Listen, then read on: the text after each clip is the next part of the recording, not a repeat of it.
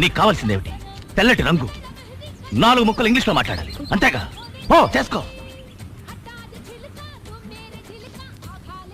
నేనా నీ వెంట తిరిగాను? నేనా నువ్వు నచ్చావని చెప్పాను?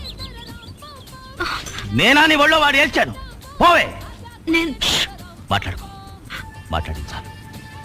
ఏడవకో, ఏడవకో. ఓ పెళ్లి చేసుకుని సుఖంగా ఉండు. పోవే. ఓ